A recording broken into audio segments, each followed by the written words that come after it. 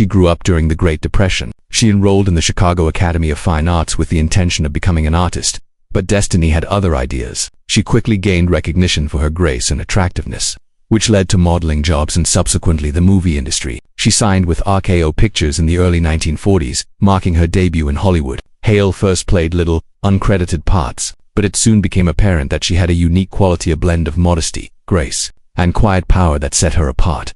Her flexibility was demonstrated in her early films, such as Higher and Higher in 1943 and The Window 1949. She was equally adept at playing serious dramatic roles as well as light romance ones. She developed into a dependable and well-respected leading lady over time, sharing the stage with well-known performers like James Stewart, Robert Young, and Frank Sinatra. While filmmakers appreciated her expertise and effortless presence in front of the camera, audiences adored her for her warmth and intelligence. But Barbara's biggest triumph came on TV, where she was immortalized as Della Street, Raymond Burr's, Perry Mason's devoted and astute legal assistant. One of the most recognizable courtroom dramas in television history was the 1957 to 1966 season of Perry Mason. For its time, Hale's depiction of Della Street was revolutionary. In a time when women were frequently shown as housewives or supporting roles, Della was self-assured, astute, and essential to Mason's legal successes. Raymond Burr and Barbara had a fantastic chemistry, both on and off screen. They maintained a close friendship and mutual respect that lasted for decades. She received significant fame and critical acclaim for her portrayal of Della Street. She cemented her status as one of television's top stars in 1959 when she took home the Primetime Emmy Award for Outstanding Supporting Actress in a Drama Series. Between 1985 and 1995, Hale resumed her cherished role in over 30 Perry Mason television films, even after the original Perry Mason series concluded. These movies showed her character to younger audiences and demonstrated that her charm never waned. Hale continued to be the series' emotional core while collaborating with Burr once more until his death in 1993. Her composed manner, a steady voice, and steadfast devotion came to represent Della Street. In addition to her popularity on television, Barbara Hale had a successful cinema career. She starred in almost 50 feature films, including well-known ones as Laura Doone (1951), Jolson Sings Again (1949), and The Boy with Green Hair in 1948. Her ability to give each part nuance and humanity was evident in every performance. In spite of the glitz and glamour of celebrity, Hale was able to keep a stable and private personal life, unlike many Hollywood celebrities. In addition to her talent, Barbara Hale was respected for her kindness and elegance. She exuded serene confidence and avoided controversy or scandal at all costs. She valued her home life even more than her celebrity, and she frequently discussed the value of family and faith in interviews. Her co-workers often characterized her as a true woman in every way, kind and giving. Her success in Hollywood was based on honesty, commitment, and a sincere passion for her work rather than just glitz. Barbara Hale's life took a romantic turn in 1945 while she was working on the set of the Western movie West of the Paz, which would define her off-screen contentment for many years to come. The film, which was based on a Zane Gay book, featured a number of up-and-coming Hollywood actors. Among them was Bill Williams, a young, attractive actor whose real name was Herman August Wilhelm Catt. Hale was a bright, poised actress who was just starting to establish herself in the movie business, and Williams was a ruggedly charming personality recognized for his all-American appearance and quiet confidence. Hale and Williams formed an instant and indisputable bond throughout the long days of filming in the sandy desert surroundings and the peaceful evenings spent with the cast and crew. What started out as a cordial friendship quickly developed into a sincere and profound relationship because of their chemistry, which was as evident off-screen as it was on. Hale was drawn to Williams because of his integrity, generosity, and humility, qualities that were particularly noteworthy in the cutthroat, fast-paced Hollywood industry. In return, he appreciated her knowledge, her level-headed manner, and her silent strength, all of which went well with his laid-back disposition. The foundation of their marriage would be their shared beliefs, which included a strong commitment to family and a faith in hard labor. Even though they both preferred quiet evenings at home to the glitz and glamour of the movie business, they became inseparable as their courtship grew stronger and they were frequently spotted together at Hollywood events. Their modest but sincere ceremony, which reflected their grounded personalities, marked the culmination of their love on June 22, 1946. Even though they were both performers, Hale and Williams were able to forge a marriage that withstood the rigors of Hollywood's rigorous schedules and the never-ending attention. They were regarded by friends and co-workers as one of the entertainment industry's most loyal and steady couples. Uncommon in a time when a lot of celebrity unions ended quickly, Hale would subsequently remember that their marriage was based on shared humor and respect for one another, two qualities that remained constant even during the most trying moments. They brought up 3 kids together, a son named William Catt, who would follow in his parents' footsteps and become a great actor in his own right, and 2 daughters, Jad and Juanita. Hale frequently prioritized his family over his job, because they were a very close-knit family.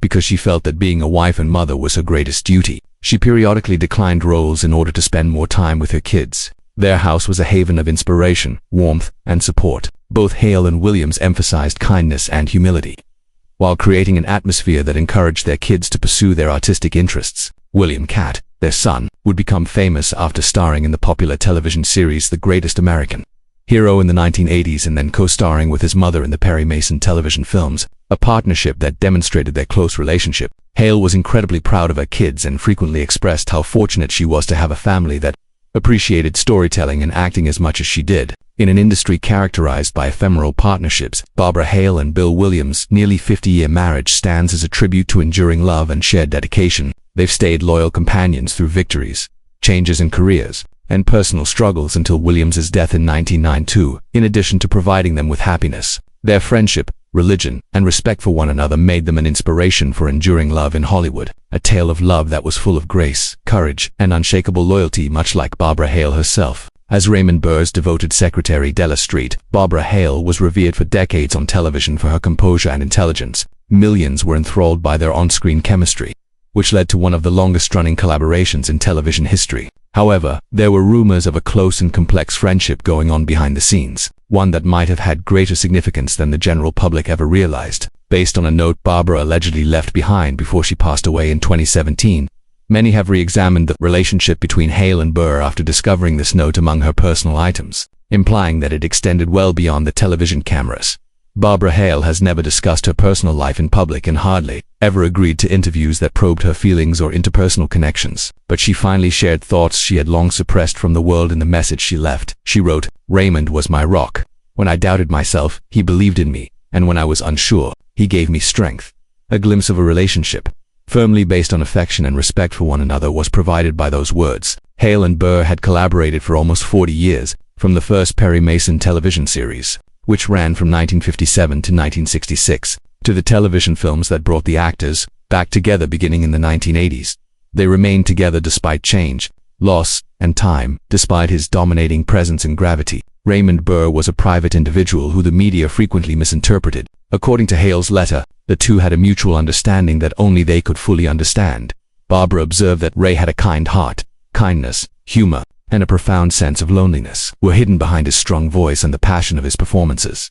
The quieter side of Burr's existence, which Hale appeared to know better than anybody else, was revealed by that remark. When his personal life was questioned by tabloids, she frequently stood up for him, claiming that he was among the kindest individuals she had ever encountered. Hale's revelation was shocking since it appeared to go against her meticulously maintained public persona as the composed, collected professional. She rarely displayed this kind of emotion in interviews, but the note did, she acknowledged. "There were times when I relied on Ray more than I ought to have. He supported me during the long hours, the uncertainties, and the years when I questioned whether I was still important in Hollywood." Her statements implied that Burr was more than just a co-worker. Rather, she was a source of support for her when she was feeling uncertain and alone. When Hale was chosen to play Della Street in 1957, a part that would come to define her career, they became friends. She and Burr clicked right away, and they frequently laughed in between takes of their chats. Later on, Hale stated, "We didn't have to pretend to be friends. You sensed it." However, the public was unaware of how their friendship got stronger as they grew older. Even though filming was challenging, Hale remained by Burr's side when he fell ill in the early 1990s and paid him many visits. The note disclosed that she never entirely recovered from the gap left in her life by his 1993 death. "Something inside me went quiet when Ray left us," she admitted. "I could still hear his voice whenever I entered a stage." The vulnerability of Barbara Hale's note is what gives it such impact. It was written for her family, not the general public, to describe the close friendship that influenced her life on both a personal and professional level. She stated, "I believe we truly loved each other not through romance, but through the kind of loyalty that never wanes." Their entire legacy was reframed by that assertion. Hale's truth was more straightforward but more profound than Hollywood's, which flourished on rumors of covert scandals and secret affairs. A love that was unbounded by restrictions or demands. Burr's significance to her family was later recognized by her children, particularly her son William Catt. At one point, Catt said that Burr was like an uncle to him, always being kind and kind. Hale affirmed that sentiment in her note. It was written that Ray was family. To Medela, he was more than simply Perry. He had a role in our lives. On January 26, 2017, Barbara Hale died at the age of 94. The entertainment industry was devastated by the loss of a cherished actress. However, her last remarks provided a fresh perspective on the woman behind Della Street for those who found the note. They exposed a person who prioritized truth over beauty, compassion over ambition, and loyalty over celebrity. She didn't make a scandalous confession. It was one of appreciation, affection, and enduring companionship. Ultimately, Barbara Hale's letter did more than only alter public perception of her connection to Raymond Burr. In a society that is fixated on show, it reinvented what it meant to love someone quietly and passionately. Thank you for every word, every laugh, and every moment we shared in the story of our lives. She said, if I could talk to Ray again. These remarks now act as a moving reminder that some of the most memorable love tales are not recorded in books but rather in the silent moments between two hearts that fully knew one another. At the astounding age of 94, Barbara Hale died quietly on January 26, 2017, at her Sherman Oaks, California residence. In addition to her loyal family and innumerable fans, her passing signaled the end of an era for a generation of television viewers who had grown to know and adore her as Della Street, the composed and astute secretary who stood steadfastly by Raymond Burr's Perry Mason for almost 40 years. Chronic obstructive pulmonary disease, or COPD, was the cause of Hale's death. She had fought this illness valiantly in her later years with the same quiet fortitude and dignity that had defined her personal and professional lives. Her passing had a profound impact on the entertainment business as co-workers, admirers, and television historians took time to honor the woman whose skill and grace had made her a timeless icon. Numerous tributes from all across the world recalled her close relationship with Raymond Burr, both on and off screen. They had forged one of television's longest-lasting alliances, one based on fondness, respect, and an unwritten understanding that went beyond the lines they played.